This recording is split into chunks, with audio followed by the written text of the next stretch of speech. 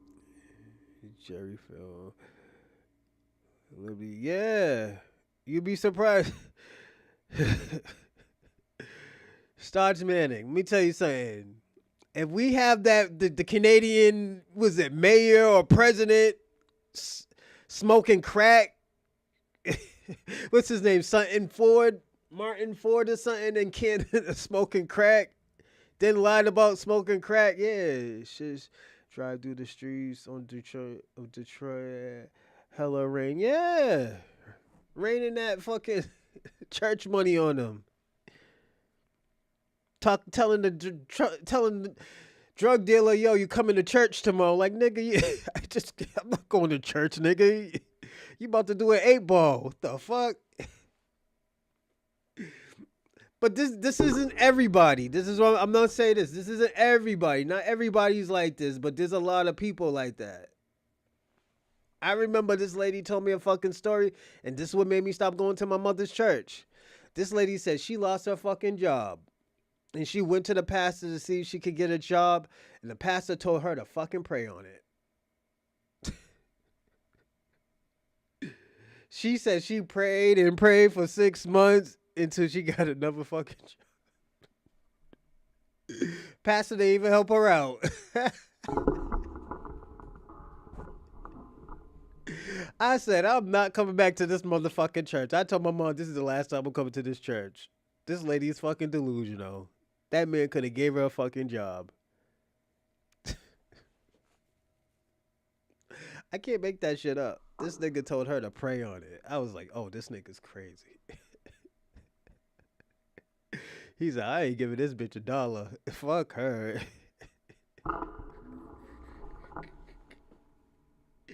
This is the type of shit I'm talking about. FBA convo. Yeah, convo. Shit like this happen. But if y'all want to know the movie, it's called The Under Shepherd. It's a great movie. It gets weird, you know, because the guy, he's trying to build a church, and it's going slowly but surely and stuff. His wife is behind him and stuff. He had to cut certain things off and had to get a job to pay for the church, and after that, it's the other guy. He's making mad money. He seen one guy driving a Mercedes. He was like, yo, he pulled the Dr. Umar. Oh, yeah, I see all y'all giving money to the church, but y'all ain't giving enough money. I see y'all out here driving a fucking Mercedes. Yo, my uncle told me about this movie. My Uncle Bobby crazy. I was like, yo, I got to see this movie. I gave that shit to my grandmother. I was like, Graves, you got to watch this movie. I don't even think she ever watched it. Yeah, it's called The Under Shepherd, man. Yo, you'd be surprised. But let's get back into this. We got to talk about how the Conservative Party was looking like. Why was it looking like a white supremacy group? You know, the Conservative Party's politically pushed racist white people. They have always did that. David Duke, what's his name? Even Joe Biden's trainer, and he's liberal. You know, most of these people are not loyal to America. Like, look how, I'm gonna ask y'all a question. Why do people consider January 6th group a peaceful protest, and they ran up in Capitol Hill, broke windows and everything? That's not a peaceful protest. That is not a peaceful protest. Let me tell you how, and this is why I say this is how wicked Donald Trump is. I'm not giving none of these motherfuckers passes. Donald Trump is wicked. We already knew that Donald Trump is wicked. This is why I told black people I'm not voting for two evil motherfuckers. Donald Trump is wicked because he pardoned these people. He didn't let them pay for their crimes. Give me a second, everyone.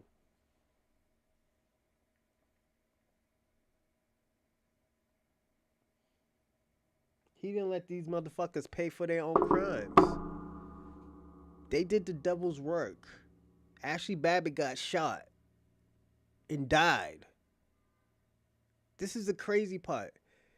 This bitch got shot because she was doing something that she wasn't supposed to do. Who was us? Let me tell you something.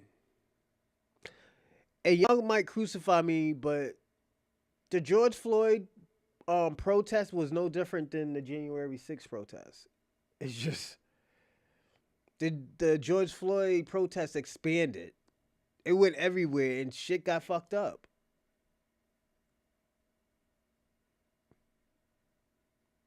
Michael Bird had to do his thing. Michael Bird had to shoot a white bitch. Whose fault is that? I think it's, and I have to say this, I feel like it's Donald Trump's fault.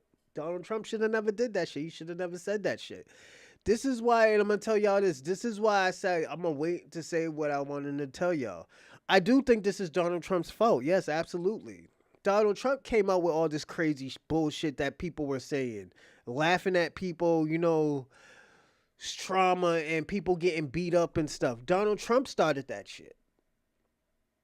Donald Trump started this shit. But I feel like this.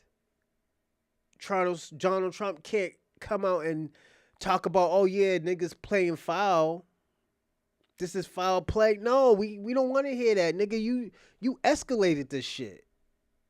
You started that shit.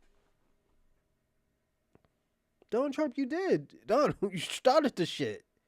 You started all this bullshit that's going on right now. The reason why niggas talk crazy, the reason why people think they could say what they want to say is because of you, Donald. Shout out to you on code.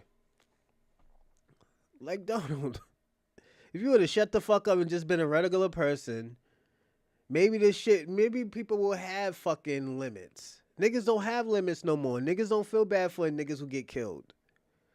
Let me ask you a question. Do you think, cause you say, oh yo, this is an atrocity, people should feel bad that Charlie's dead? Niggas don't give a fuck that Charlie's dead. And it's your fault. It's you and them liberals' fault. The liberals thought they could change the rules, jump over black Americans, used our trauma against us just to help their own agenda. There would never be an LGBTQIA community without, George Floyd and Michael Gray and Michael Brown, all these people's traumas that you use, that we watched these people fucking get killed online. We care about Charlie Kirk getting shot in the neck. He is no different than any of these other motherfuckers is dead. A nigga was selling Lucy for his family. Loose cigarettes so he could support his fucking family because he couldn't get a job. Another motherfucker was walking home.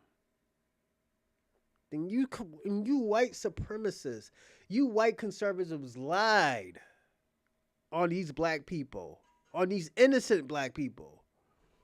Yes, he was a race beta. Absolutely. Yup. He should have, instead of shitting on black music, he should have been listening to Wu-Tang. Fuck it. We gotta say that.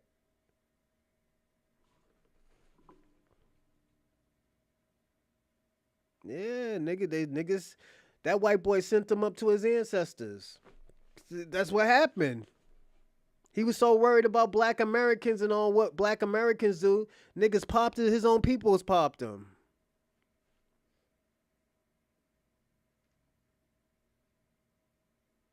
The Tether Twins. Shout out to Rando, FBA Convo, on code, SP, Starch Manning. Shout out to y'all. Yeah, it's just crazy, man. Like, they started all this shit. They even started with the immigrants. This is why a lot of these immigrants don't feel bad for Charlie Kirk. You got the coon class, but these other people that were going through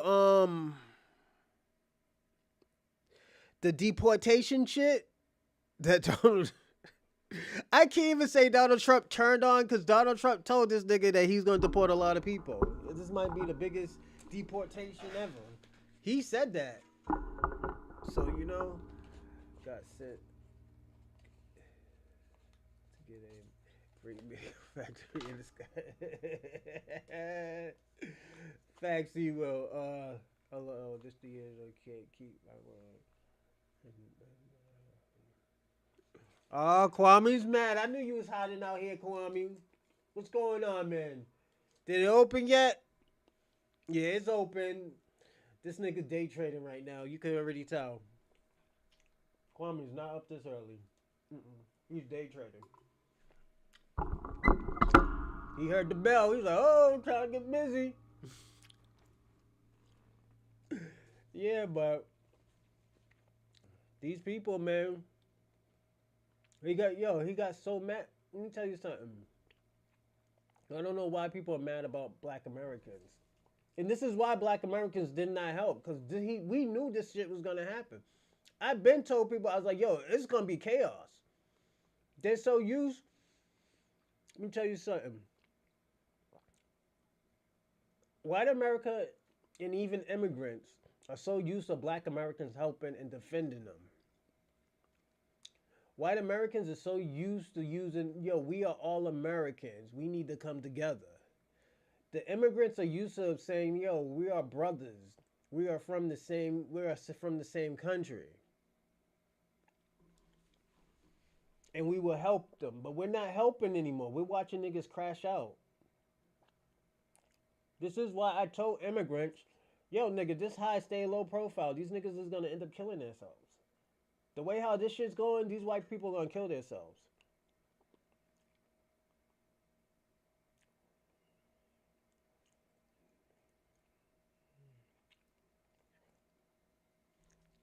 Yeah, but let me tell you something, SP. Um, Charlie Kirk didn't like anything but white people. He liked people who ally themselves with white supremacy. Don't mean that you're his best friend. He will talk shit about you. We can't act like this nigga was not no fucking monster. You know?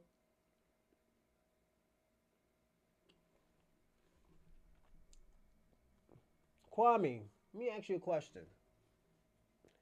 Why do me and Tariq Nasheed live rent free in your mind, my nigga?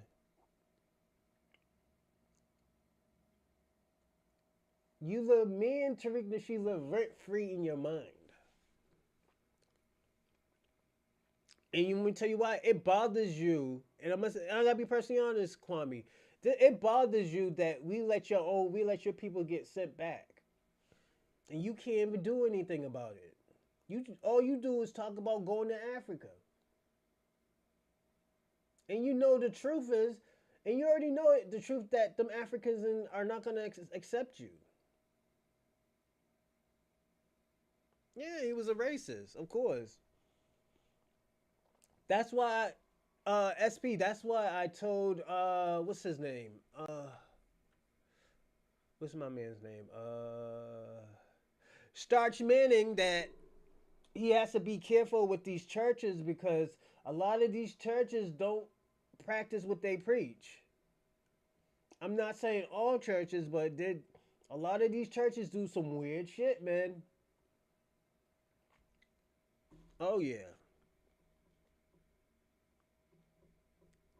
this is the type of shit that goes on, you know. But hey, man, this is what they like. But yeah, man, you gotta look at it. Niggas came out about the Catholic churches and stuff like that. And don't forget, the Catholic churches at one time with the Christian churches pushed slavery. Let's personally be honest. They pushed slavery. They made it acceptable. You know? Yeah, churchgoers. You're right about that, Rando. I'm being personally honest. Yeah, I know people in my circle who listen to Kurt. They were saying shit to me that they wouldn't say. Yeah, SP. I'm gonna say this. They're drinking the Kool Aid. They drinking the Kool Aid. They think they're gonna be accepted by by the white supremacy. Look at what's his name, Nick Flintez. Nick Flintez got a Mexican name. He's half Mexican. He pushes a white agenda. Look at one of the Proud Boys. He's Cuban. He's a full Cuban. He pushed the white agenda, the white conservative agenda. This is why I tell people, yo, you gotta be careful with these people. Also, I wrote this: the Conservative Party is using the white supremacy system to try to take over United States again. Why you think they keep on saying, "Oh yeah, we want to bring it back to the old times"? They can't even handle the old times. Let a nigga say some shit about. You see what these people are doing with Charlie Kirk now? They weaponize this motherfucker's murder, so nobody can't say anything about the white Americans and Charlie Kirk. They call it hate speech now, after all the hating that they have been doing for the last 8 to 10 years.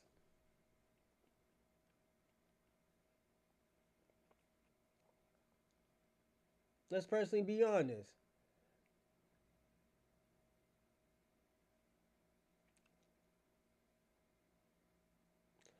He lives rent free in your head, Kwame. I told you that. That nigga lives in your head. Tariq is hustling. He's a pimp. That's all you say. He's a hustler. He's a pimp. The nigga was a Mac. The nigga taught y'all niggas how to get girls. He was the first nigga that write a book telling niggas how to get girls till this day. Your boy Myron Gaines even used that shit and don't know it. Great replacement theory is racist. Same thing. New name. Yeah, that's why I said be careful with that stuff, man. Be careful with that stuff. Like, I'm gonna say this. I'm not saying going to church is bad. I just say be careful. Because everybody has an agenda. To me, it always has been a business. Church just makes you feel good. That's it. You're paying them to make you feel good. And sometimes you can even do this. The church can be your home. Reading that Bible is your preacher. If you need somebody to answer that, go to somebody to talk to who knows the Bible. Oh, yo, what does this mean in the Bible? You having a hard time? Look something up. Try to find some verses where where it can help you. You don't have to go to church. You don't have to go to a place of what people say is church for it to feel like it's church. Some people just don't connect with church. No, that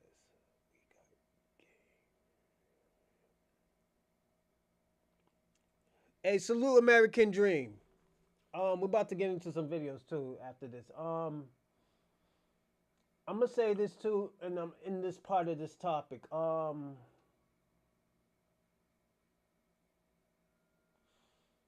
These conservative parties too, you also got to be careful. And I'm gonna say this, SP.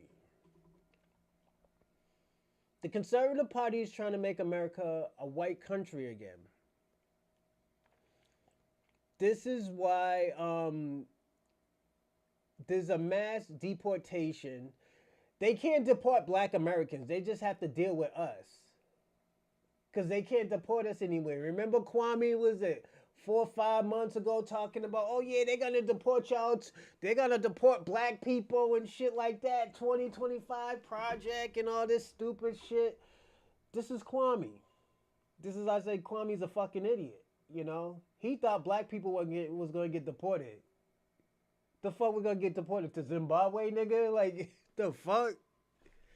Kwame, he's cooked, man. That nigga smoke. I think honestly, Kwame be doing lines before he starts writing and typing. So you gotta be careful. And shout out to Kwame, but nigga, you need to stop doing drugs and jumping on my line, my nigga. If you do a line, just sit back and relax and just listen.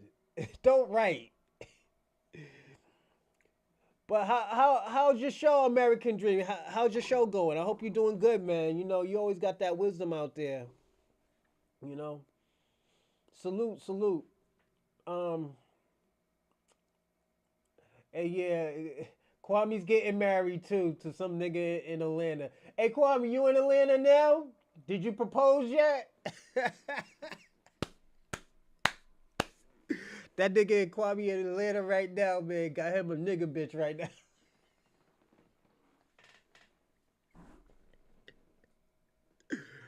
Oh shit.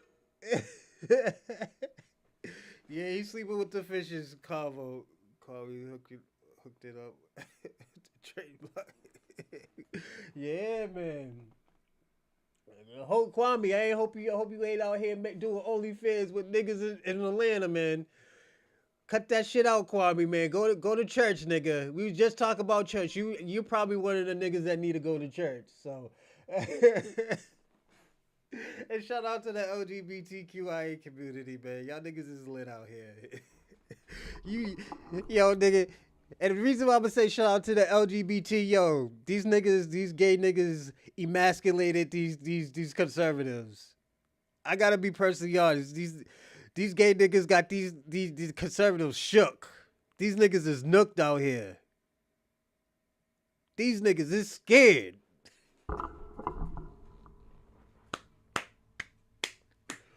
All that shit they were talking about gay people in was it 8 to 10 years ago? Yeah, them niggas is getting beast mode on y'all niggas. Was it?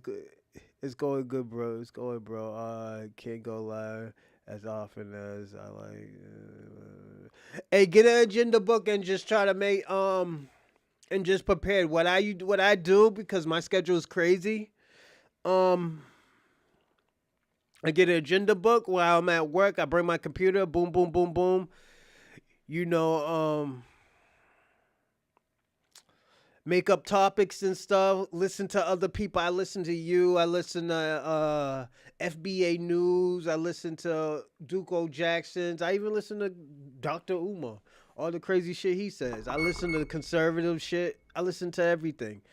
And that's how I get my topic questions. This topic question right here came from Tariq Nasheed about victimhood. A guy ran up on Tariq Nasheed yesterday talking about black people are victims and shit. You know, and he's like, "How we are victimhoods?" And one nigga get popped, and y'all and y'all niggas just scared of talking about oppression and shit.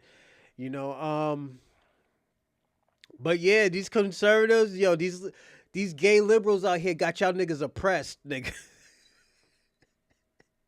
And y'all niggas got the seat in the office. This is the crazy part about that.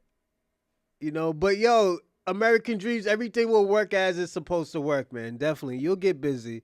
Kwame probably got proposed to. He's the B side of the relationship. Shout out to Spence. Shout out to American Dream. Shout out to Rando. Shout out to E Will and Convo. Also shout out to On Code. But yeah, this nigga Kwame, yo, he's nuts out here, man. Nigga out here getting bussy. Told you stop doing that cocaine, man. You doing that good shit too. I can tell. Oh shit. We're gonna talk about the conservative party's masculinity backfired and red pill getting exposed. So I'm gonna say this, and I'm gonna start off with this. The conservatives got exposed by the left wing. The reason why is because people always talk about political correctness and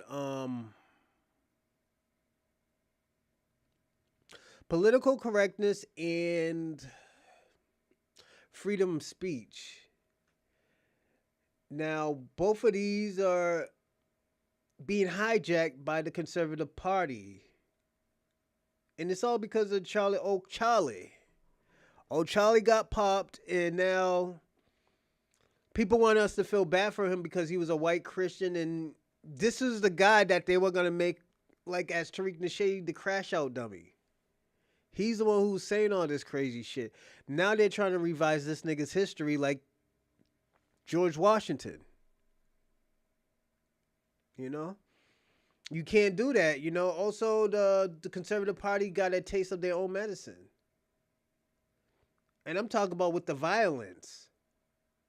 Looking for the past 4 to 6 years, the white conservatives been attacking all these tree huggers and shit. These tree huggers and these transgenders. And they were doing hate crimes. These was all hate crimes that these were doing. All of a sudden now, these left wing liberals are shooting these niggas, running up here offing their kids. These ain't regular people shooting these people. These are liberals. These are extreme liberals. These ain't regular liberals. These are extreme liberals. This is what you would consider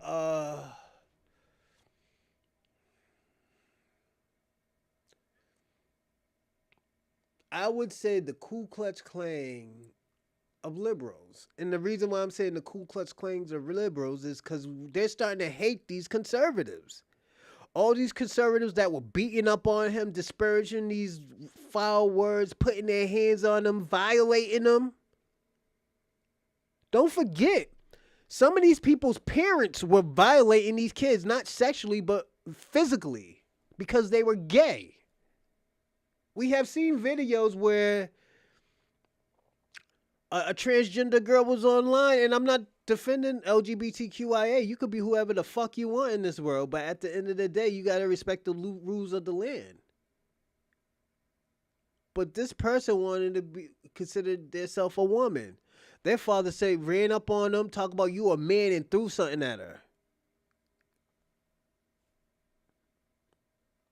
If this is happening, what the fuck you think other people are doing to that girl or that man? I don't know what y'all want to call each other now because this is 2025. Everything is getting confusing. You know? They're getting a taste of their own medicine, but at the end of the day, they're taking their kids too. They're shooting up their kids' at school. You know? Also, I want to say the conservatives is being looked up as a violent and has hidden their white on white crimes. Now this shit, they like I said before, they're looking in the mirror and seeing, and everybody's looking at them in the mirrors, and they're looking at them with their truth glasses on and saying that, yo, y'all niggas is violent. Y'all can't talk about violence anymore, and this is what's happening in your community. Why wasn't Charlie Kirk talking about what's happening in his community? Why wasn't he talking about how violent they were? All the incest babies that be running around, all the meth that they've been doing.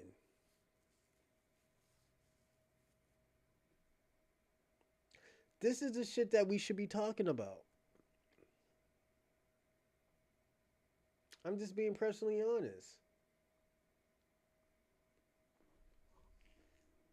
And Starch Manny actually brought something to light to me. He said great replacement theory is racist.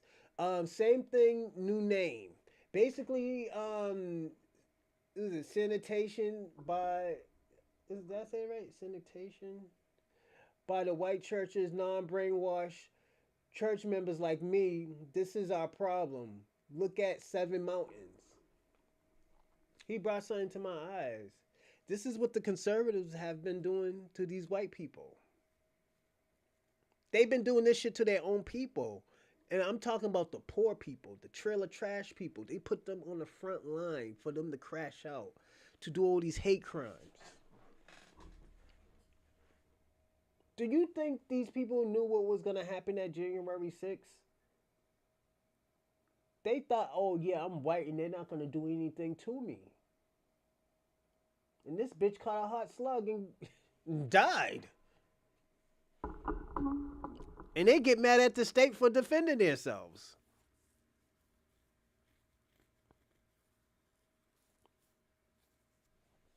She actually really fucked around and found out. Like, nah, nigga, we don't do this shit over here. I told you to back the fuck up. You thought I wasn't gonna shoot you. I shot you. Now, Michael Byrd is looked at as a freedom fighter.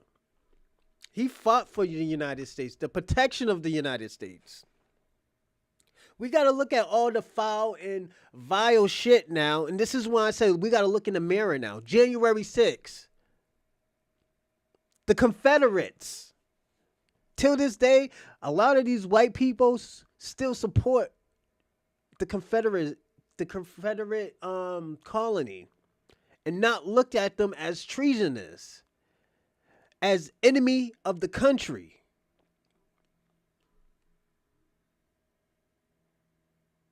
As losers. This is what we gotta understand. And this is why I always tell people all the time, black Americans are the most patriotic people in this country. We are the most patriotic people in this country.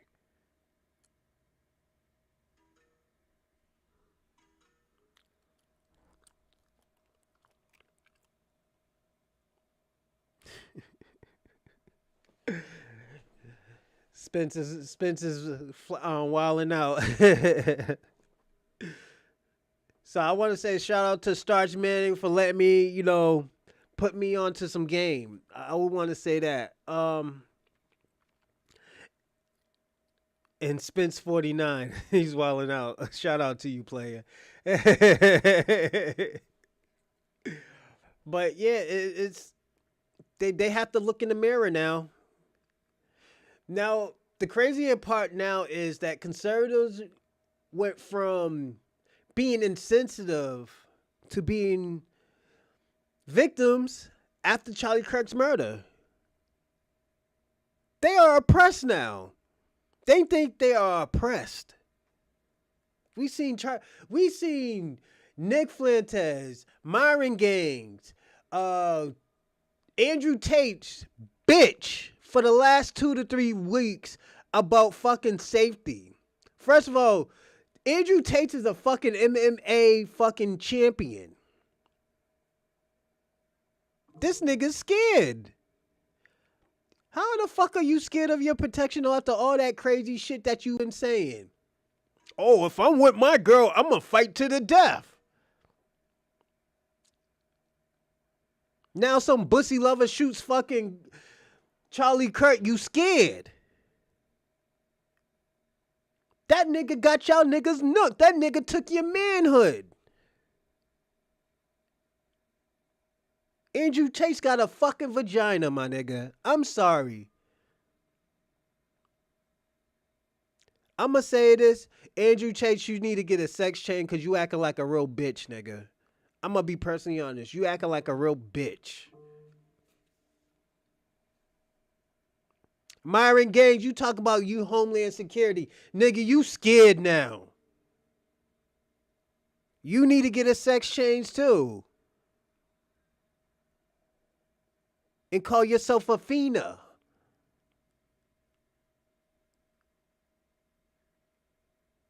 And have a man take care of you. Because you're a bitch.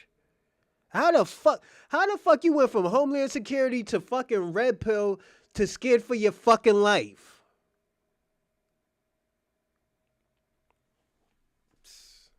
And this is why I told niggas stop looking up to Myron Gaines. I've been saying that shit for like 2 to 3 years. I've been saying that shit ever since I started this show. Y'all niggas need to stop fucking around with Myron Gaines and this red pill shit. These niggas is phonies. These niggas is phonies.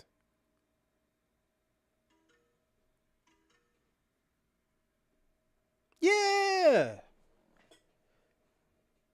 Candace Owens fucked her way to white supremacy. You know how you get jumped into a gang? This girl got sexed into the white supremacy. I'm being personally honest. All of a sudden, these little white people turned on her. Now she want to run back to the community. Nah, bitch, go back, go to England. We don't need to hear that conspiracy theory bullshit from you. It's the Jews. It's the Jews. We don't give a fuck, nigga. Me tell you something. Black America, we could do it without anybody.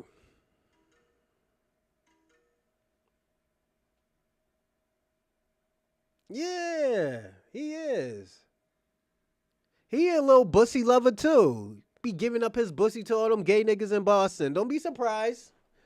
That's why you catch him in. That's why you caught him in bed with a whole bunch of guys. He thought that shit was cool. That nigga thought that shit was cool. He's like, yo, this is what's in, man. I'm about to fuck my way into the white supremacy. Fuck my way into being white. That nigga thought if he gave up his Bucci cat, these niggas will accept him as a white man. I'm being personally honest. He thought he could fuck his way into being a white man. Niggas, let me tell you something. This is why I always tell y'all niggas all the time, like, yo, be careful with these people who say that they're men and stuff, because at the end of the day, hold on. Here goes Kwame. So why black Americans beg for integration? We didn't beg for integration. Are you fucking crazy? Most of us said that shit was the worst.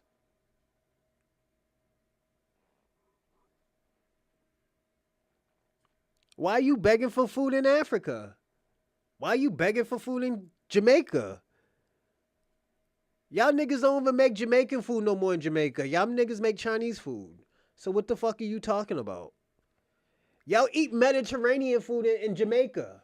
Y'all niggas is not, that's not even a Jamaican country no more. Y'all got more Jamaicans in America than in Jamaica. The fuck?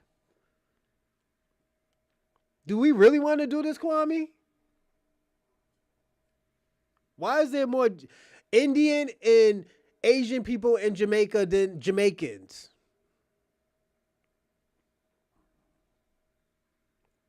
We don't want to start that, Kwame, huh? We don't want to start that.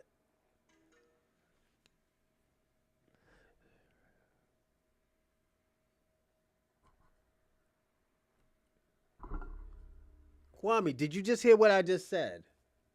Why is there more Asians and Indians in Jamaica than Jamaicans?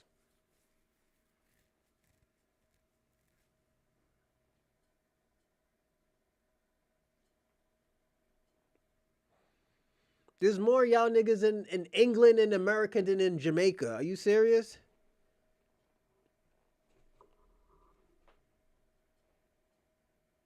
Like y'all don't even like y'all own country. And y'all literally got fucked in Jamaica. So what we talking about? Do we gotta talk about this? Y'all niggas getting gang raped in Jamaica? All y'all men? Not even the women, the men. Y'all got fucked by freaky deaky French and Spaniards. Let's talk about that. They were taking turns on your ancestors. Kwame, the Spaniards and the Europeans was taking turns on your ancestors. Why didn't y'all do anything? The Black Maroons turned on y'all niggas, and y'all niggas was still getting fucked for another 100 years. Why didn't you do anything? Where was this Jamaican warrior spirit? Oh yeah, y'all became zest monsters, just like Busta Rhymes. Mm-hmm. All that boogery went out the window because y'all was doing stuff down low in the closet in Jamaica. That's your history. We don't want to talk about history.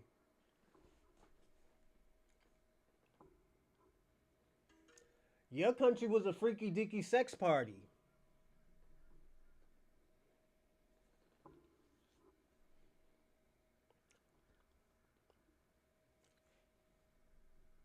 Your people, your ancestors were fun boys.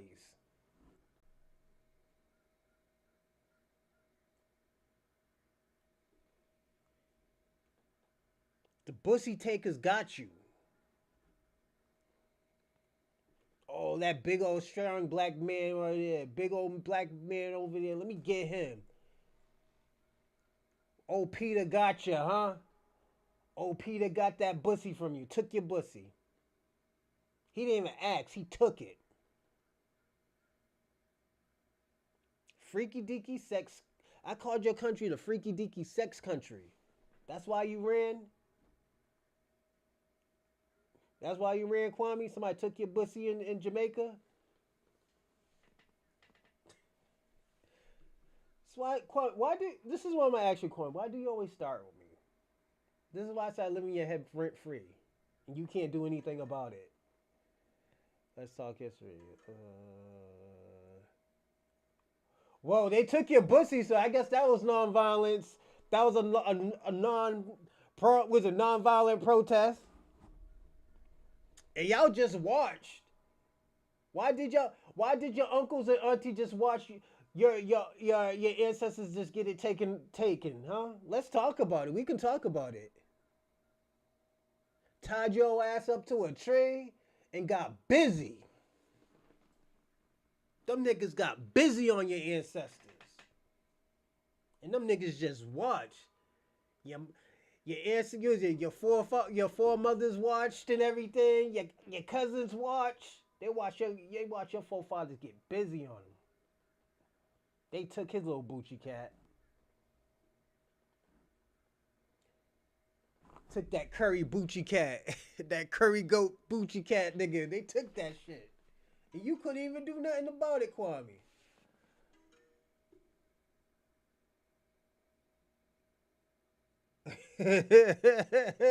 Going on code.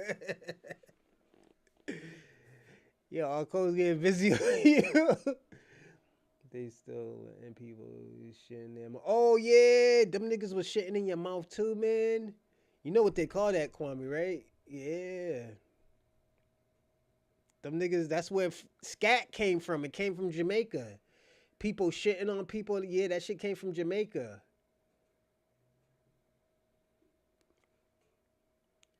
Kwame, that don't make sense. Yeah, Kwame's mad. That shit don't even make sense what he's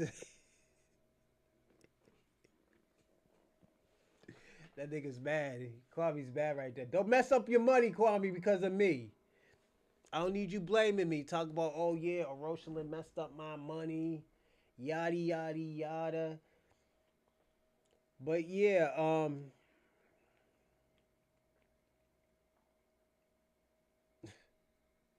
let's get back into what I was saying. Let me finish this, and we'll get into the videos, and you can start talking.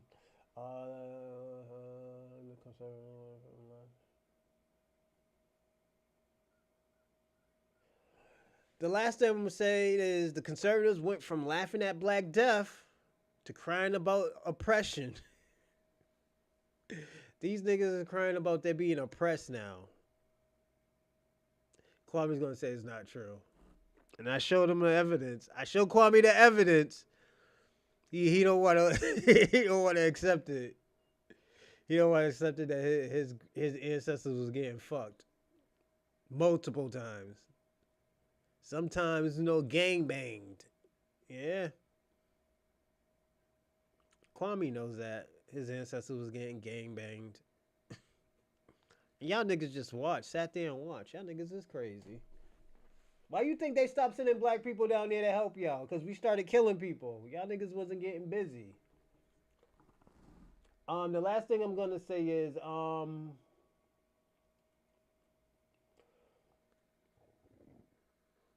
actually, nah, fuck it. We're going to watch a video, everyone. This is a new one. I didn't get to watch it yet, but I'm going to watch it with y'all. I thought that'll be dope.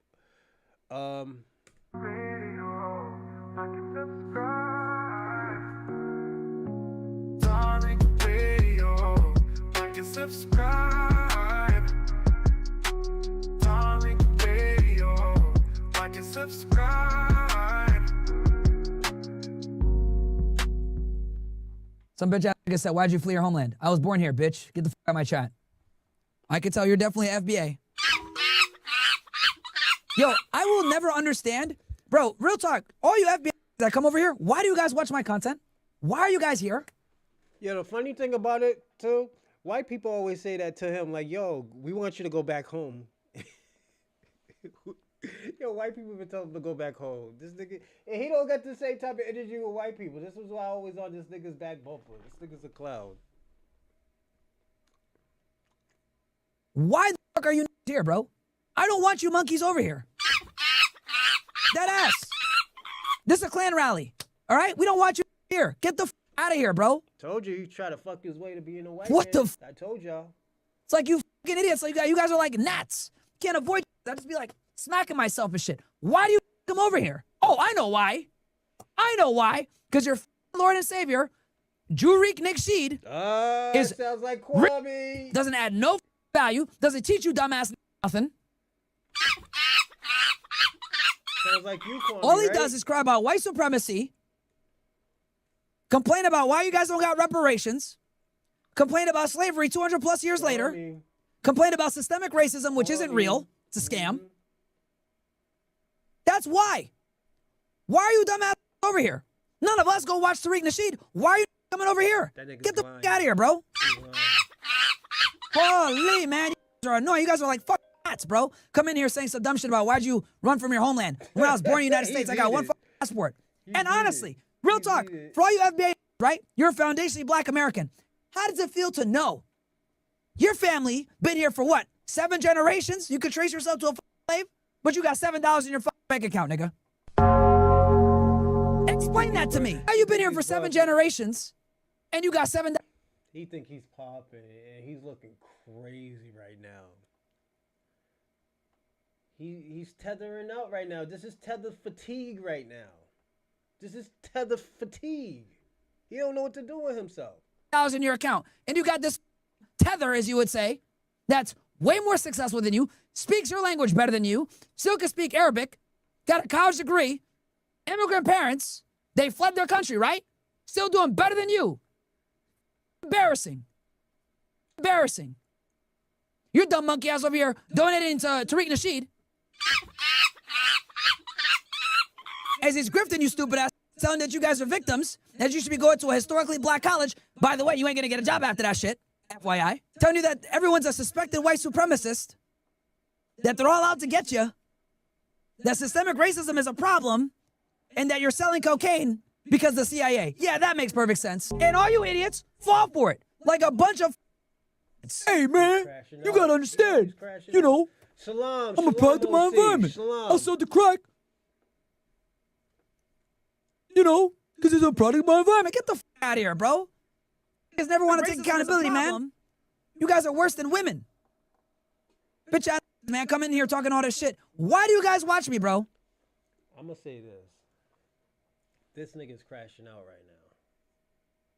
He's really crashing out, and he don't know what to do.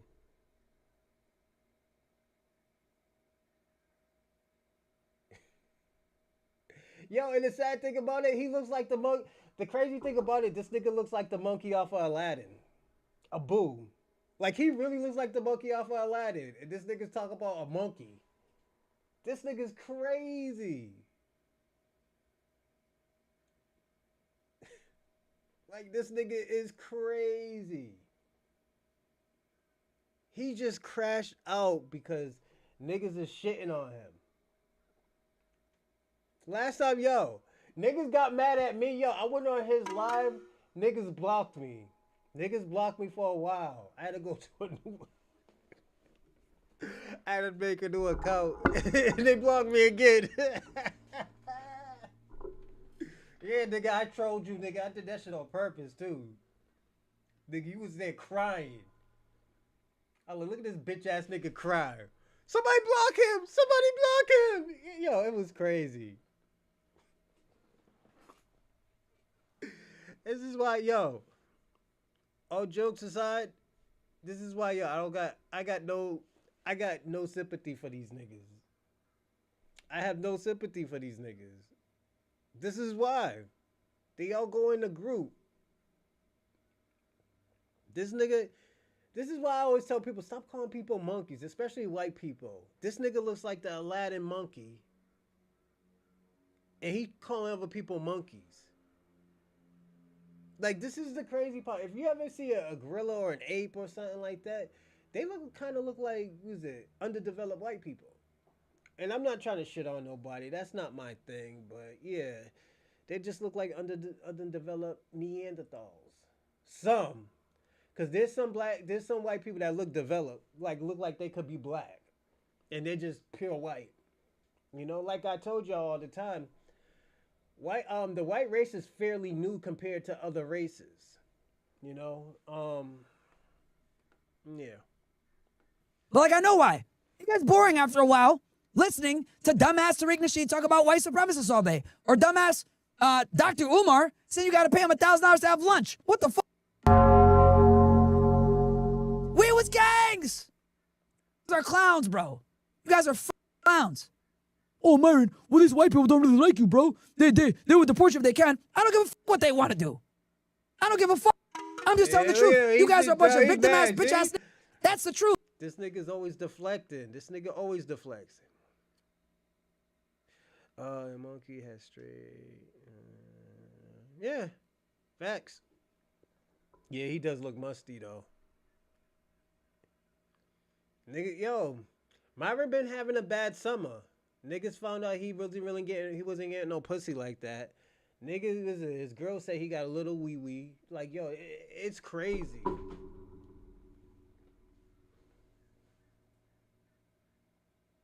Like, it's sad, man. Like, girls is beating down on this nigga. Now he want to crash out on black people. You can't crash out on me. Like, nigga, you should have been doing what you was supposed to be doing. You stood for white people. Really? Yeah, here's the other thing, too. White supremacists don't come into my chat talking shit. It's you, bitch ass, that do. Why'd you flee your country? Shut the fuck up. This is your country and you're still poor. The fuck out of here, man.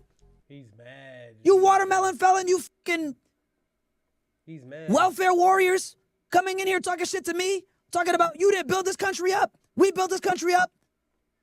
Well, let's ask a real question, America. Was the cotton really worth it? I don't think so. I don't think so. Every major city in America cooked. Because you Sudanese. Shut the fuck up. You don't even know where Sudan is on a map, dumbass. East First Africa. generation. Speak your language better than you. First generation. Still speak another language. No, you don't. This nigga's always lying. This nigga don't speak no other language. He probably know a few words. He's getting death threats. The devil say he's coming for. OC, shout out to. I mean, Cole, shout out to you. He look musty. First generation, multimillionaire. You, 7th generation, $7 in the account. This nigga's crazy. All right, what's good, Uncle Tariq? I'm good, man. How are you, sir? Oh shit! Look at I'm good. nigga put ashy legs, man. That's fucked up, Tariq. Yo, this nigga be doing too much. That's why I say he's King Petty, man. Good, man. Good to hear you. Good to hear from you again. I got I got 2 points that I want to run across. Go ahead. You high? I was at work with this dude, and you know, we working or whatever, and he gets in the saying, he like, yeah, man, I feel like if you ain't Jamaican, you shouldn't be wearing dreads. Really? And yeah, it was. I was like, oh, I was like, you know, so how I felt, I was like, you know, if you ain't, you know, FBA, he was like, what's FBA? I'm like, if you ain't a foundational Black American, I don't feel like you should be saying nigga, you know? I was like, that word is exclusive to us. That's our word. You know what I'm saying? Like, you know, it's just very interesting how, you know, we have people that, He's petty you know, as just. Uh-oh. What happened to you, brother? That nigga drunk. I don't know. You He's got having a good got old yourself time. muted. I don't know what happened, but yeah, dreads are not, or locks. That's not exclusive to Jamaica. You had people in Florida with locks. Some of the Seminoles had locks. Yeah, that's not exclusive to Jamaica. So some of these folks just be saying anything. Yeah. Let's get Showtime. Let's get Showtime in the building. Showtime. Hello, you hear me, Hey, Tariq? what's up, Showtime? Tariq, what up? What up? So I was reading your book. First of all, I live in New York City. Respect. I want to let you know that. And being FBA in New York City is hard. Oh yeah. Oh yeah. Oh man, I got to go through the craziest stuff. But listen, I was reading your book on the Max. I just wanted to let you know I'll be having this debate: Keith Sweat versus R. Kelly. Who you taking R. as a Kelly. Mac? R. Kelly, probably R. R. Kelly. Kelly. R. Easily. Kelly? Easily. Oh man, but that's good, man. I watch you every. R. Kelly, and the reason why I'm gonna tell everybody this: R. Kelly, we're gonna scratch out all the weird shit that he has been accused of doing, but we're gonna talk about the music. R. Kelly has more hits, has wrote for everybody, has don't need nobody to write for him. Always can rap. Made people greats. Made songs for the greats. Made pop songs for people. Like I don't think nobody will ever be up on that stature of R&B. I don't think anybody will break that record. day. Yeah, Keep up the good work and step on yeah, it. much respect. Um, Keith Sweat is coming to LA too. I should go to the concert. Keith Sweat is Keith Sweat. I think it's Drew Hill and Case. They're coming to Inglewood. I should go to that concert. You know, my wife be like, "Don't take me to these old school concerts. We have a good time because I got to go to the young shit with my lady. Then she got to go to the old shit with me. If I go with her to see Chris Brown, you got to go with me to see Charlie Wilson. See, we got to have a balance in this relationship. Hmm. Yeah, she want to see Brandy and Monica. That's kind of in the middle. Yeah, and I want to go see Gladys Knight and Patti LaBelle. So shit, we got to compromise in this. That's what we got to. That's what it's about. R. Yeah, Kelly. she want to see Summer Walker. R. Kelly wrote for everybody. Babyface has wrote for a lot of people, but R. Kelly is known for writing for every Lady Gaga, um, Michael Jackson, H Town, Aaliyah, Usher, Chris Brown, everybody, everybody. You know, Bobby Brown, he's a king. Yes, he's one of the kings. Him, Teddy Riley, they're one of the kings of R&B, especially writing for people. But it's R. Kelly.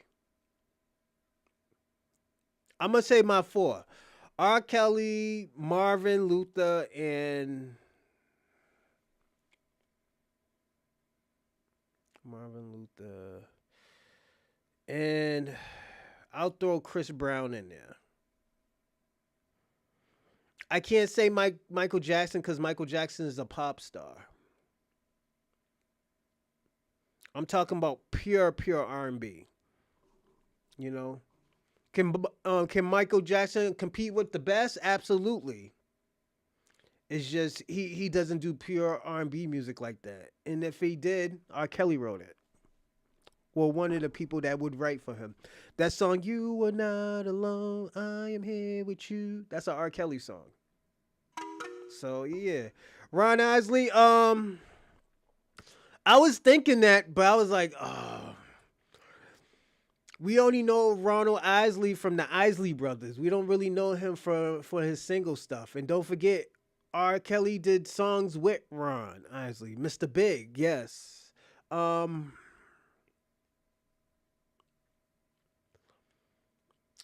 I think if Ronald Isley had a more of a solo career, yeah, I could put him up there. And I wanted to throw the guy who sings with the Commodores, who got the kid, um the dude who got who adopted Nicole Richie. I forgot his name.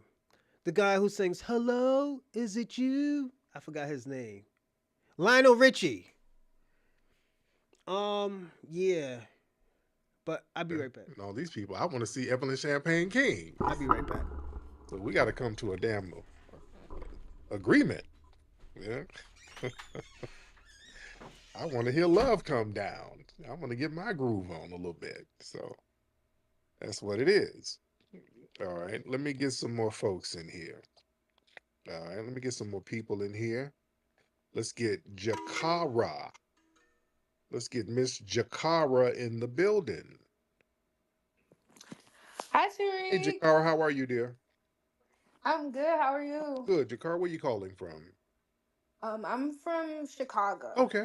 Where's your family from? My family's from Mississippi originally. Everybody's in Chicago, and then my immediate family lives in Tampa, Florida. Okay, cool, cool. So what's on your mind, dear? So I had three things. I'll be really quick. So first, I'm a big fan. I actually been like watching you since I was a kid. My uncles used to play Hidden Colors in the barbershop. So Love it. Yes, Um, second, I just wanted to say I don't like how it's been like very minimal coverage of the Trey Reed story. yeah. Yeah, I haven't seen too much about that, but they're going really, really hard about the Charlie Kirk situation. Mm-hmm. And then thirdly, I just wanted to know like how do you think not how, but like, where do you think they're really trying to go with the whole Charlie Kirk situation? Because I feel like it's definitely something bigger with Oh it. yeah, I don't think they would go this hard. I feel it's like a they're good definitely one. trying to make him into a Babyface martyr.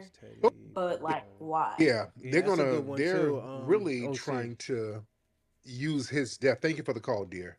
They're trying to use Mm. his death to mainstream his anti-black racist talking points. And those talking points galvanizes Oh yeah. their base. I look at Nate Dogg as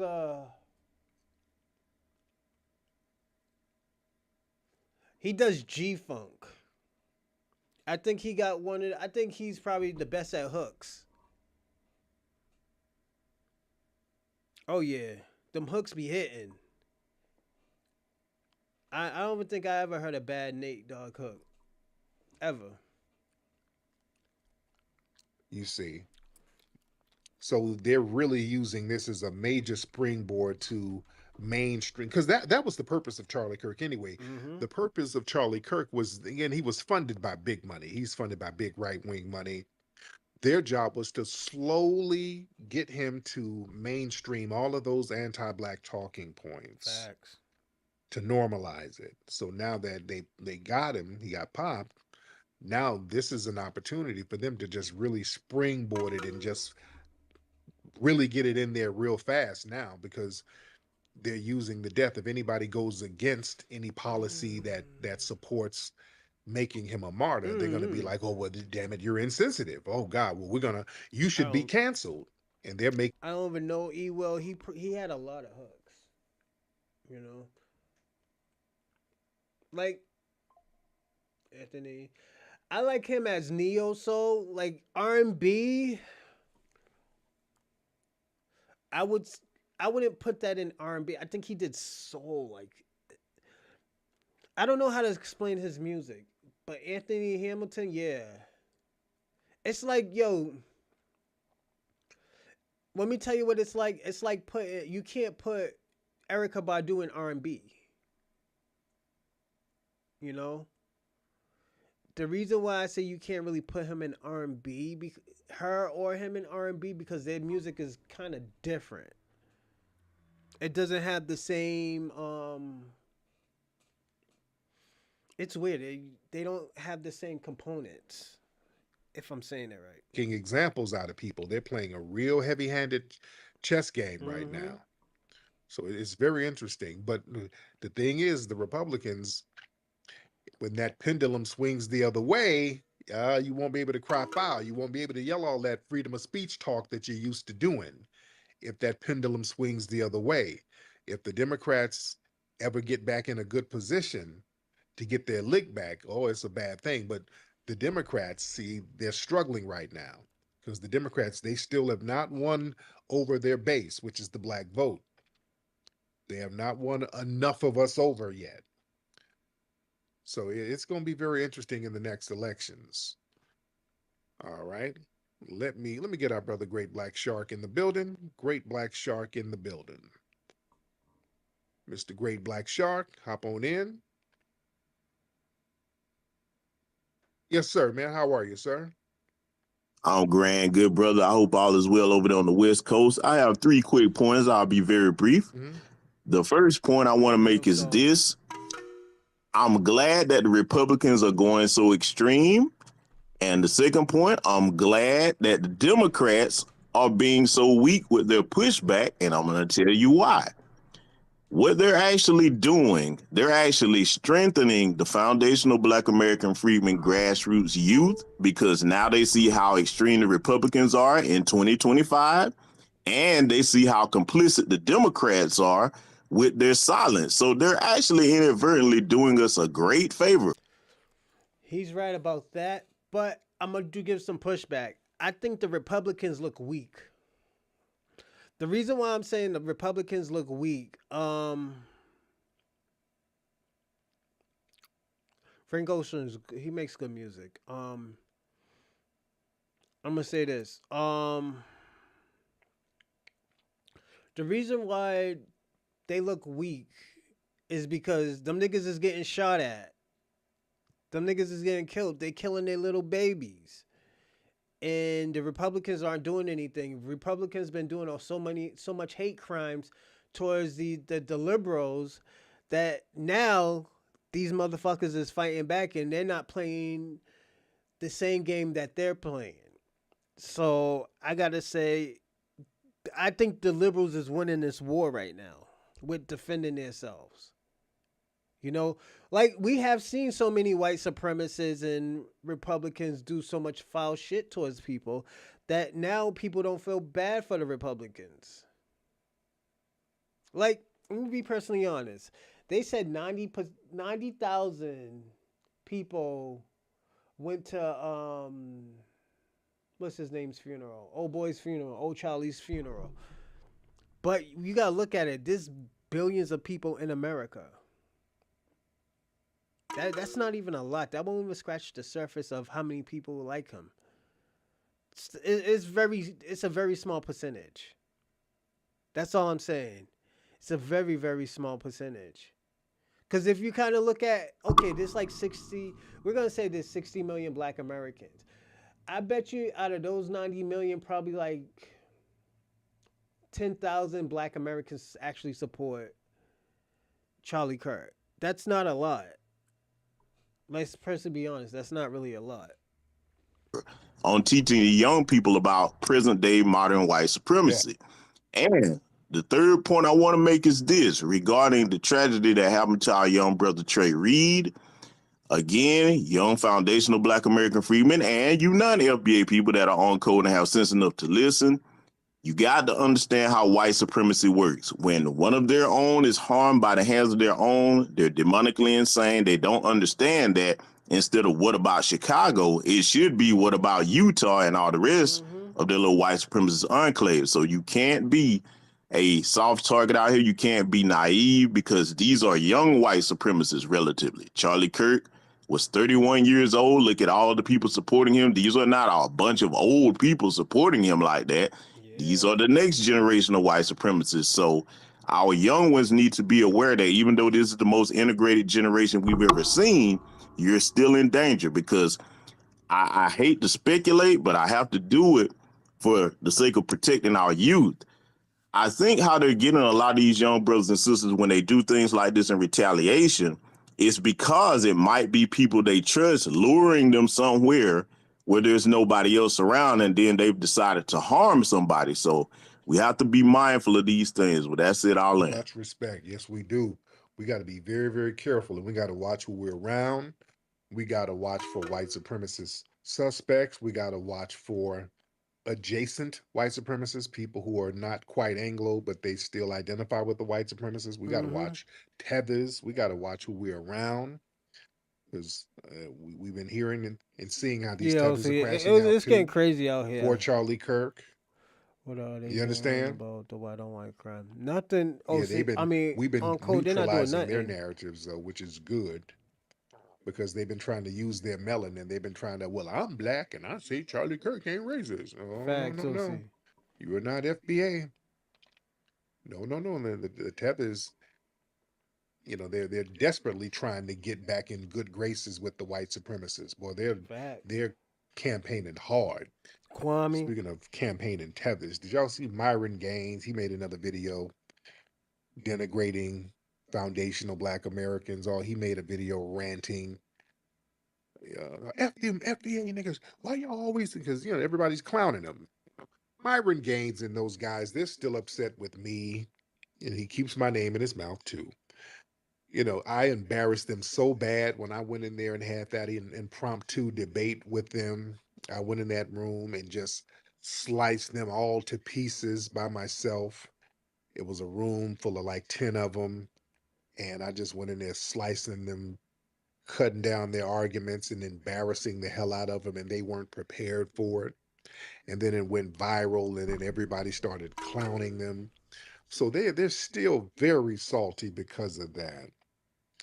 But Myron was saying some very interesting things. Myron said all foundational Black Americans do is complain about systematic racism that's not even real.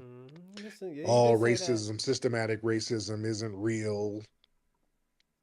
He claims, well, he was born here and his parents are the immigrants. But the thing is, they anchored you here. Myron, your parents anchored you You here. an anchor baby. And you can't denigrate foundational Black Americans. The reason why they were able to anchor you here is because of the 14th Amendment. And the 14th Amendment came out of a Black grassroots movement led by foundational Black Americans. This is why we need to know history to let these people know what's up. You can't talk greasy. You can't, like the Ethiopian girl who called up. You can't talk greasy to us at all. I want foundational Black Americans to understand, don't ever let nobody who fled here say anything negative about you or any other foundational Black American. There should be a zero tolerance for that. They would not be over here if it were not for foundational Black Americans in multiple waves helping them get over. That disrespect is completely unacceptable for us to allow. Hmm. We shouldn't even let them fix their face to say no shit against us in any capacity. Facts. You understand? And then the Myrons and all these people, they come over talking about racism ain't real, ain't no white supremacy. You're over here because of white supremacy. As we know, Myron Gaines is Sudanese. His family's from the Sudan. Sudan was decimated by the damn British. And he knows that. See, they hope that we don't know the truth. They hope we don't know the truth. Britain, the white Kwame. supremacists sat up there Kwame, spanking that's your you. ass because of white supremacy. Britain, they sat up there and artificially merged two separate regions. So they forcefully unified northern and southern Sudan, I'm sorry. These are regions with vastly different ethnic groups and religions and cultural identities. So they forced these groups together, and that created generations of civil war. I think you should They start. still got ongoing conflict because of that. And the British went over there and did some kind of racialized identity uplift. That's something to think about, definitely.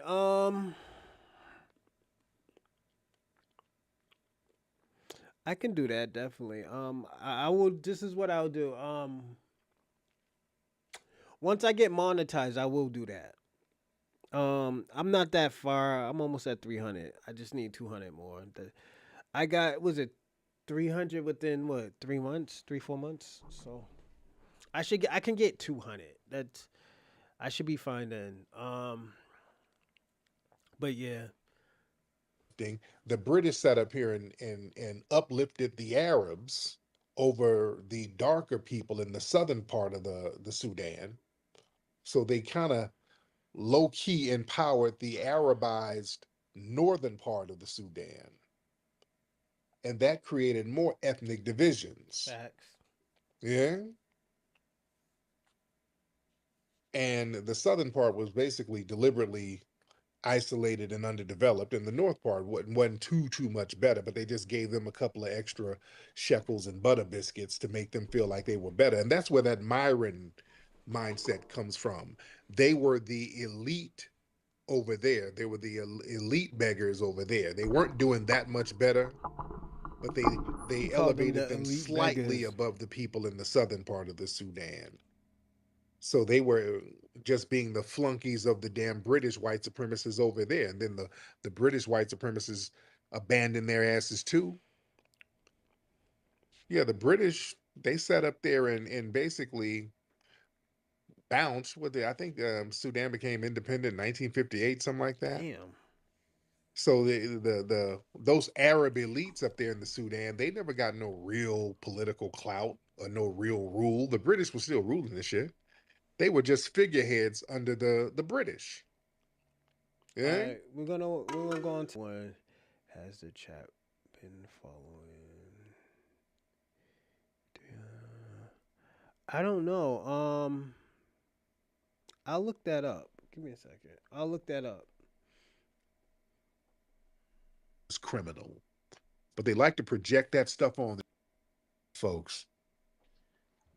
I just want to say, I saw the Jubilee interview, and I saw the Angola guy, the Angola kid, Yeah. and I just feel like Caribbeans, Africans need to stay out the way.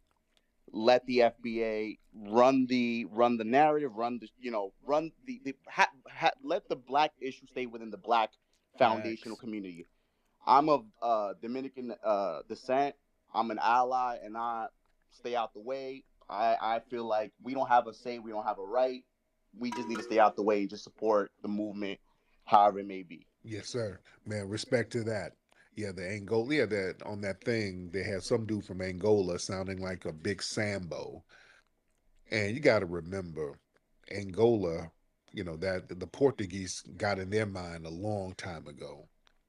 And it's interesting that Everybody, don't forget to like and subscribe and comment on the podcast. And if you want to donate, I put it in the live chat. And also, if you want to help, share it to everything that you can. Thank you.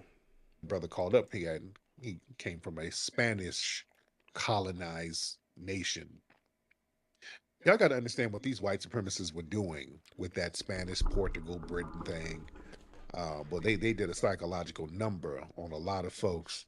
Um, the Catholic Church, when slavery first started in the Western Hemisphere, or when colonization, when people talk about religion, it was the Catholic Church sanctioning that. When Columbus got those maps and came to the Western Hemisphere and went back, the the Catholic Church and the Pope had to get between Spain and Portugal to say, okay, look, they they went to the Pope to say, hey, we don't want to clash when we start colonizing everybody.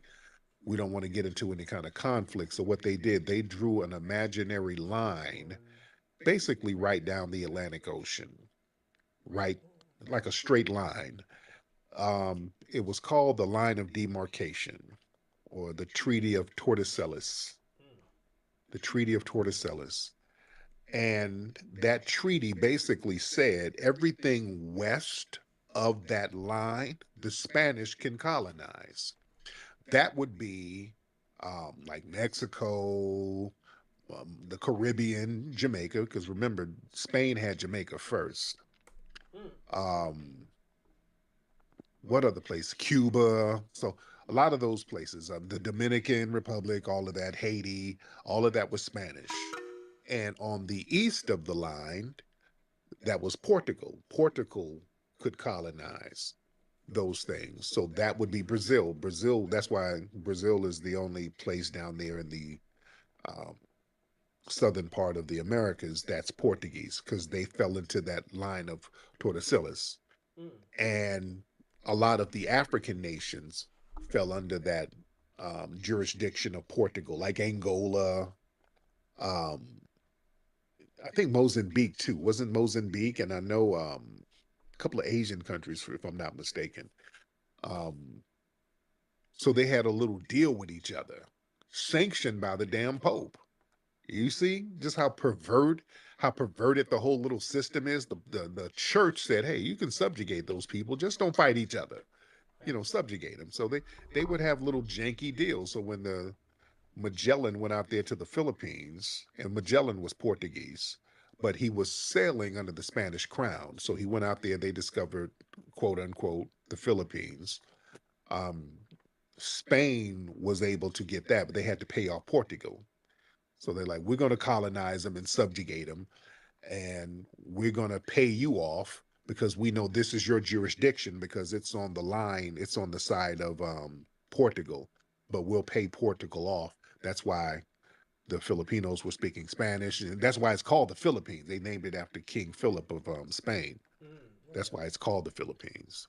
So they had all these little janky deals with each other. It's like just little demonic, um, little janky ass deals where all of their conflicts, the prize is basically the ability to subjugate non-white people.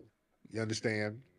They would war and bicker and beef with each other, and the prize is to subjugate us. See that I'm saying all that to bring us back to modern times now. Just what with the Democrats and Republicans, they'll beef with each other, but the prize is who gets to shit on us. That's what the prize is. So the Democrats, they've been shitting on us. Let's stop playing games. The Democrats crap on us. Kamala Harris has crapped on black people. Biden has crapped on black people. His Biden crime bill. When Obama was in office, he was crapping on black people. Or uprisings all around the country, Obama didn't lift a finger to help none of us. He put more militarized police on our asses. We got to be very honest with that. He was signing these blue laws to give police more protections. So we had a, a black face on white supremacy. So we have to learn how to play this game, not let these people say that guy bad, so vote for me. That guy bad, vote for me. That's not going to work. Who's giving me something? We got to get some tangibles here. We got to get some tangibles because we're not going to keep going for these little janky ass deals you guys got going on. You're fighting each other to see who's going to subjugate me. We're going to have to get something out of this thing. You see, going back into Spain and Portugal having an understanding with each other. See, they were making a lot of money over here in the Western Hemisphere, getting all of the gold and And the reason why I'm playing this video, because I'm gonna show you how violent that these people are. They can't even get along. Get my ish together. Uh,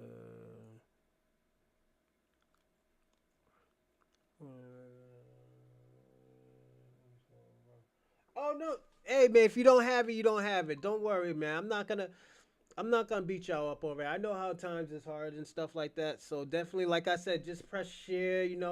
Subscribe. Just do that for me. But if you can, thank you. Absolutely, I appreciate it. You know, like I said, these are tough times right now, man. Motherfuckers, the government's fucking up the money and shit like that, and motherfuckers just trying to hustle out here. And I'm not talking about illegally. I'm just talking about invest in stuff. So don't worry, man. I get it. I like I said, I seen them times before. I know them times ain't easy. So definitely just shout out to you, man. Don't give up. That's all I would want from y'all too. enslaving people, making all of that money. So they were sending the all of those um, ships with all of those ill-gotten gains back to Europe. So some of the British and French nations, they wanted to get a piece of the action. So they got their weight up. Britain got their weight up by robbing Spanish and Portuguese ships. Mm-hmm. That's how Britain got money to become a superpower. They would rob the damn Spanish. Britain wasn't shit. I want y'all to understand. Britain didn't really get their shit together until like the early 1600s. Facts. But these people, there's no honor among thieves. They like, hey, these Spanish man, they getting money hand over fist. So when them ships come in, let's just rob their ass. They were sending people like Sir Francis Drake and all that. He was, they propped him up. He was a pirate. So yeah, they would rob Spanish ships. They robbed enough to get their weight up and get some colonies of their own. So we're talking about thieving, demonic, despicable people who has a culture of doing this stuff. This is their culture of robbing and pillaging. They rob and pillage each other. See, Yeah. that's why we're like their relief valve. So they all get together. The only thing that makes them all get together is their hatred of us. They understand that they have to subjugate us. Facts. See, if we weren't around, they'd cut each other's throats. If we were not around, these people would freak the hell out and then turn on each other like they were doing all along. You understand? Hey yo, you So want to hear something crazy?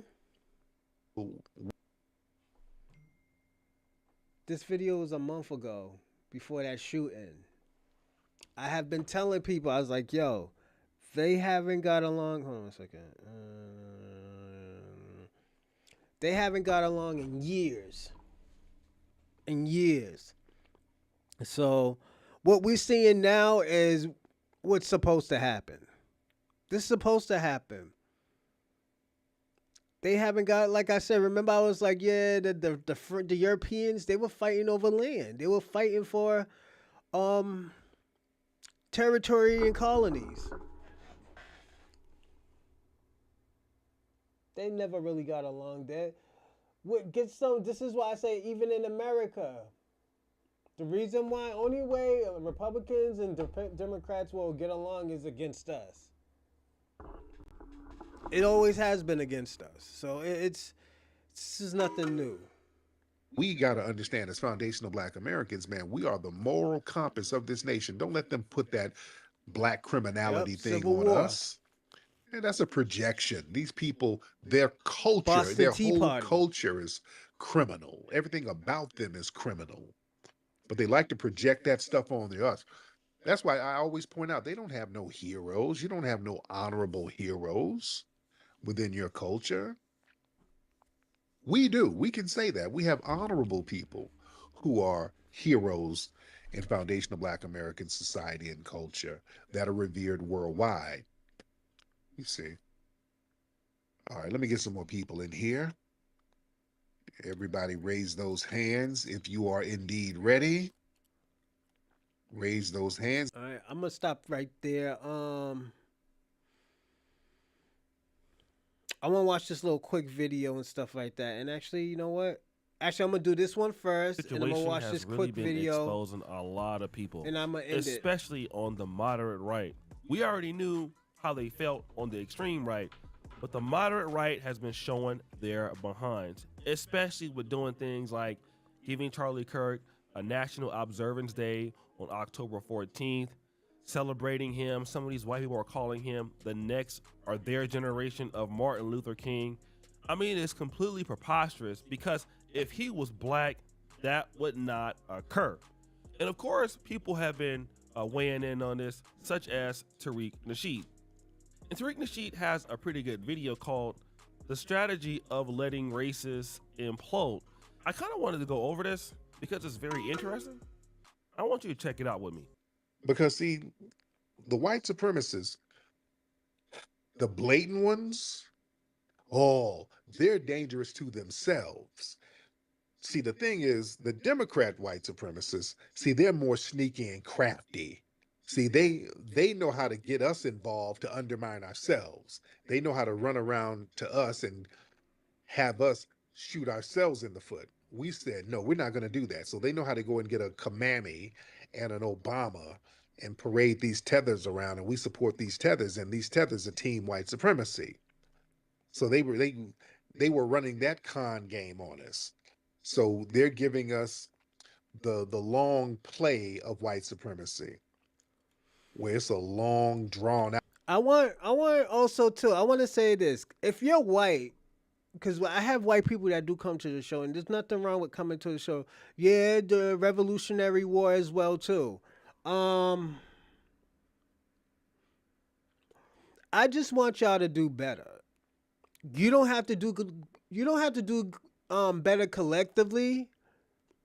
But if you're aware, and you know what's going on in America, you should stand for right. You got to be on the right side of America.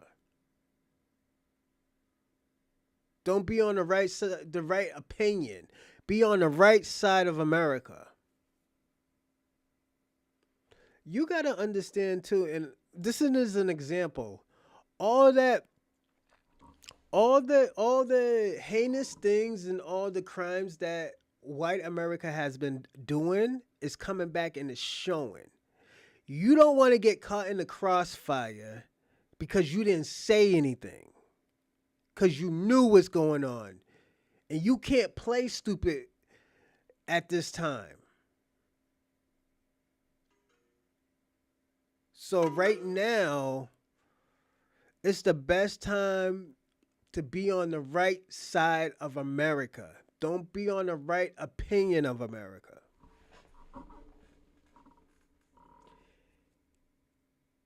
If you don't understand, you will understand in the future, depending what side that you pick. Process of us being undermined and erased and wiped out. It's a long process, but it's effective. So acknowledging that hustle, it stops it in its tracks, which we did. We made them crash and burn just by acknowledging their hustle.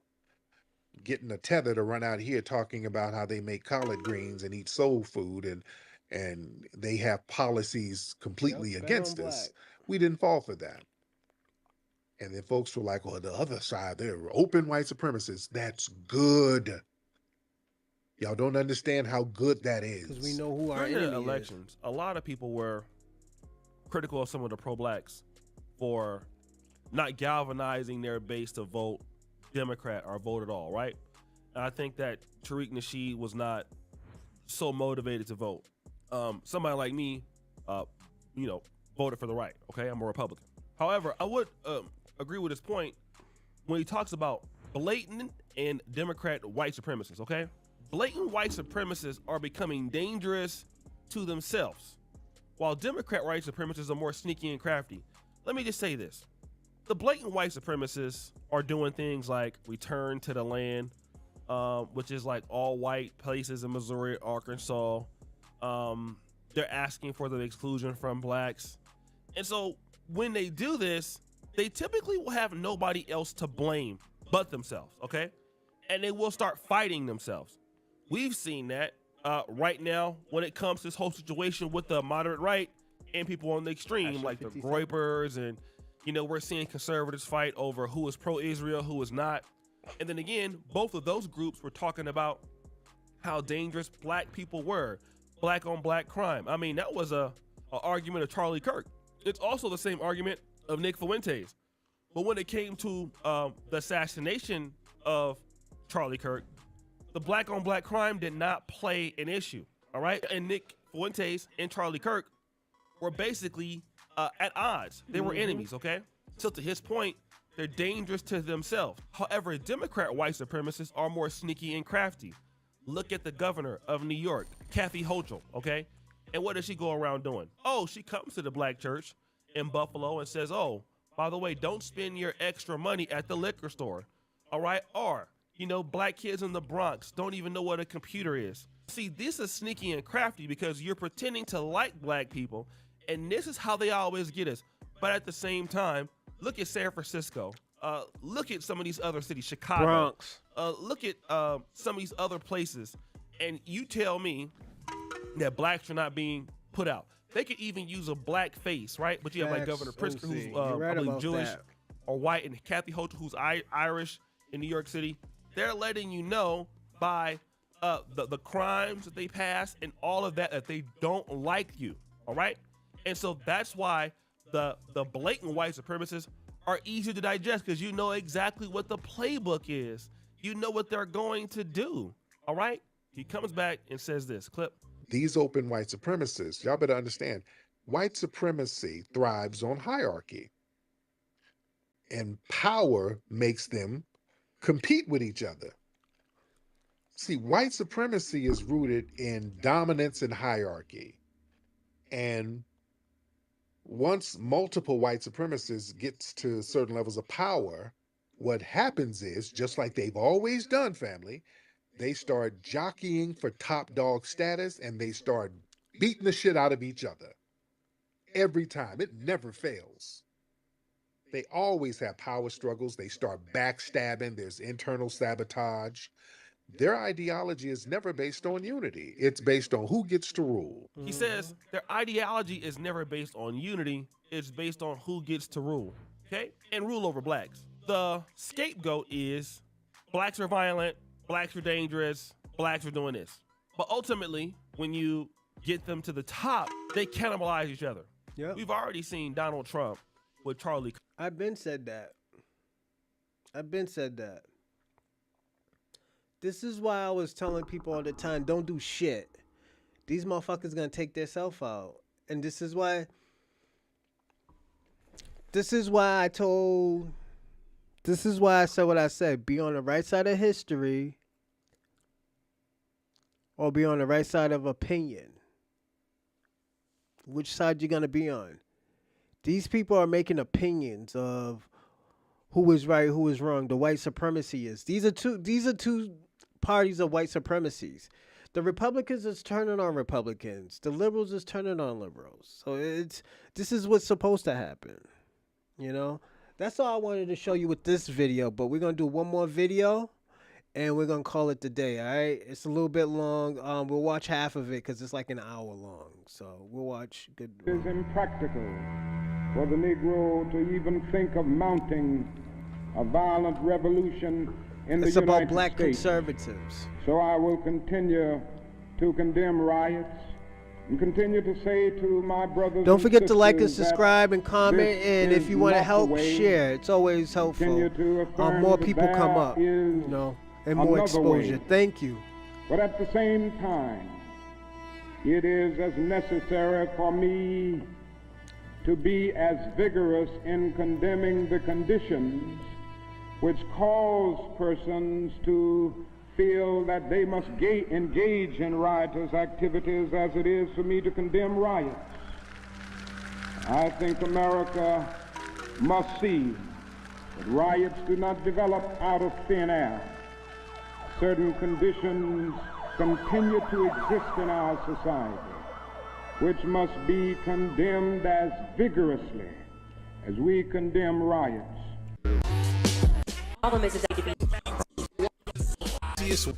Is through their appearance, specifically their hair.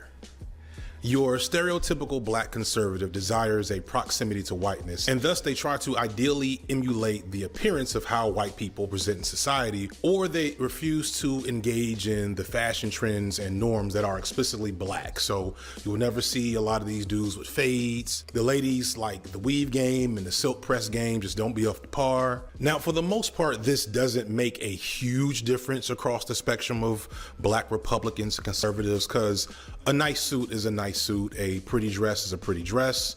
Lots of black folks dabble in that very classical Americana form of fashion from time to time. However, there is almost always, not every time, one thing that sets the black conservative apart, and again, that is their hair. Whether it be on their face or their head, that's why Tim West, I think his name is, and Herschel Walker have both been rocking that 90s black cartoon box cut for like 30 years now. And Candace Owens keeps showing up to federal hearings with stiff, unwashed, oily hair and edges that are barely holding on for dear life. Or why Jesse Lee Peterson and Sheriff David Clark are rocking this Wyatt Earp ass goatee still in 2023. President Trump at an explosive rally in Arizona yesterday. A supporter from South Florida who calls himself Michael the Black Man. He said, I could go on with the jokes, but this is the easy stuff. And I'm not doing anything special or groundbreaking with pointing out how goofy black Republicans tend to look. You don't need me to tell you that Thomas Sowell hasn't seen a black barber in the last 50 years of his life. Further, I've been purposely using the word stereotypical because I want to identify that the nature and, much more importantly, the threat of black conservatism is much deeper than a bunch of sellouts being paraded onto Fox News to talk to white people and tell them that black people are the real racists. That's nothing. My man is ill. No, he did not put a fucking raccoon in. Yo, my nigga is ill. Yo, that's so fucked up. Then he put himself in there. talk to white people and tell them that black people are the real racists. That's nothing special, and I'd be selling you and myself short with such a video. What's more interesting to me is why we even care about stereotypical black conservatives at all. Like, why are they of any genuine importance on the political landscape? I don't know about you, but it feels like every election since 2016, there's so much news coverage and discourse over whether or not black people will finally end our long-standing abusive relationship with the Democratic Party, and then for some reason make a worse decision by joining the Republican Party, even though, as I'll get to later, the data on this has shown steadily for several decades that it's not moving. Why are there so many black conservative YouTube channels, some with pretty large subscriber counts, even though their view counts and engagement metrics definitely can't be like very high? Why is the platitude that black people are socially conservative something that gets bandied about unchecked? And what is at the core of this supposed social conservatism that somehow should make us more comfortable with the overt racism of the Republican Party? The specter of black conservatism is deeper than you think. It's seen in our religious institutions, in our celebrities, in our so-called school leaders, and even in our beloved icons. And while I have no love for your typical sellout black conservative, what I've come to realize is that the bigger problem with black political power in America is how we fail to recognize how thoroughly misinformed many of us are of our own political history, and how we miss the fact that even Negroes with decent haircuts can still be working against our best interests and have been for generations now. What I'm trying to say is clowning Clandis Owens and both of our uncles named Tom is just not that interesting to me, at least right now. I feel like it's done before, probably better than I can do. Links in the description. So instead, I collected together an all-star cast of black political actors and thinkers, and instead of hitting the easy targets, we're gonna go a more dangerous route, like a little scared actually. A little scared, but you know, no guts, no glory. So the function of the black conservative is to say that, quote unquote, the reason why black people are this way is because they're culturally defective. One of the reasons I asked them was, okay, let me ask you a question. If you're the same conservative who's saying that, oh, the contemporary African who's coming to America is doing so well, it can't be racism, even though he has more education than 66% of whites. If it's not him being African, then where did black people in America get this culture? Because they didn't get it from Africa. Who gave them this culture? What developed this culture? Where did this culture come from? This idea that there was a Bernie bro, that there was something, you know, annoying and white and bro-ish about leftism is literally the propaganda that they wanted us to swallow and was so effective on so many people.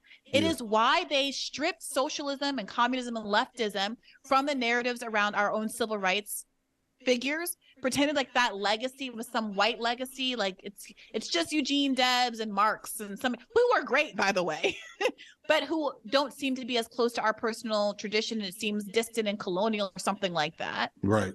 So, and why the media knew it was effective to associate Bernie Sanders in 2016 and to an extent in 2020 with whiteness, with implicitly racism, even though one of the most anti-black figures in American history was the alternative on the ticket. It really speaks to the effectiveness of this strategy. Black and brown people are everywhere. But we're now at a point in human history where more than ever before, the problems of the world can be put in front of us for discussion, but it's the framing of those discussions that has become more sophisticated, nuanced, more of a challenge. So the point being, people could grow up and have their lives emerge in an era of a Barack Obama presidency, in an Eric Holder attorney general, and a Sonia Sotomayor on the Supreme Court, and this black person there, and this brown person there. And yet the framing and the messaging that they're getting is, if you are proud of yourself in a way that challenges society, if you are anti-capitalist, if you are connecting yourself to those radical movements of the past, then you've gone astray. So nowadays it's more complicated, is my point, is what I'm saying. Because they've co-opted the aesthetics to use for the exact same fundamental end. So I want to start by doing some quick definitions to hopefully dispel a lot of confusion going forward. I know to some people watching this, I'm already talking crazy because I'm talking about political ideologies that don't immediately fit within the liberal Democrat greatly because they're owned and funded by mega corporations like, I don't know, Koch Industries, Monsanto. We gotta watch this some other time. He's all over the place like bat shit. I mean, like bird shit, man. But I'm just gonna land here, man. He did decent, but I'm gonna say this. Shout out to On Code Official E-Will.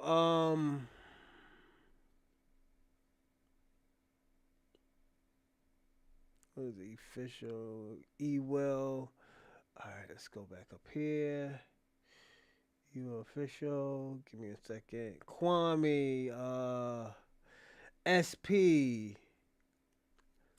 All right, let's go into the top fan. FBA combo.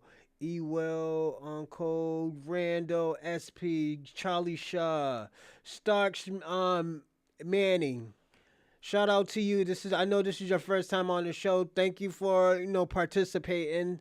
Spence 49. Rando again. Oh, Rando, you got 2 accounts. Thanks. Kwame, American Dream, OC, Ohio. Shout out to all of y'all. Thank y'all for everything. I'll see you definitely tomorrow morning. Probably around 9:45. And I'll have a show prepared as well. Everybody have a good weekend.